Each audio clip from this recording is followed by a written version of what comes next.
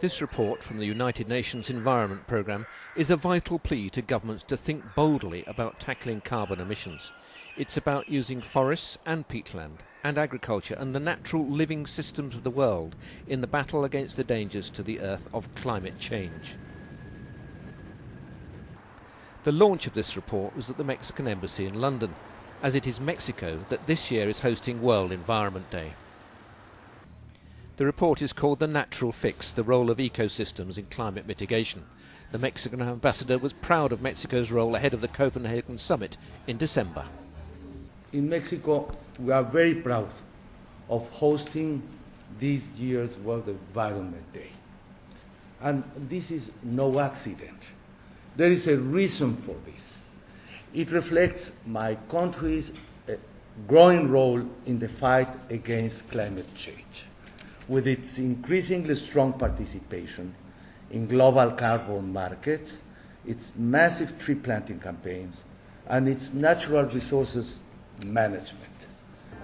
The report deals carefully in a detailed way with a variety of natural ecosystems and how they can be managed to mitigate climate change. Peatland only covers a small area, but is one of the most effective carbon storage mechanisms. Tropical forests can store 15% of human carbon emissions. Dry areas have a high potential to sequester carbon. Agriculture should be cut back in temperate grasslands. In tundra, which is carbon full, there is a potential danger to climate change from the thaw of the permafrost.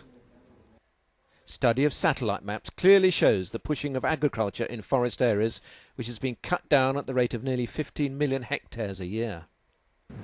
Great Britain has large peat areas which have been affected over the years by acid rain, and around the world 65 million hectares of this acid soak has been degraded by drainage. This can be reversed.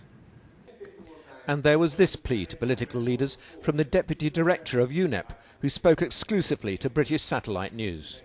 The discussions in the lead up to Copenhagen, the discussions that will take place in Copenhagen, are really, really important, because there needs to be that momentum, that push, that willingness to perhaps take the risk to do something in a different way than economies around the world, governments around the world have done in the past. So it will take bold action. It will take people staying around the table and talking to each other and digging us out of this sense of despair that we have, that the problem is too big. One of the things that I think we do have to keep in mind is that us, people, civilization over the last 100, 150 years have fundamentally changed this planet. What we need to look at is not the despair, but the realization that having done that we have the power to change the planet again by doing things differently, by understanding what comes out of reports like this in terms of understanding systems, understanding how they can contribute as well as detract from our own efforts. But to say that, we've changed the planet once, we can change it again. The report says that proper attention to natural ecosystems would have a beneficial effect for agriculture, with less need for artificial fertilizers and more productive land.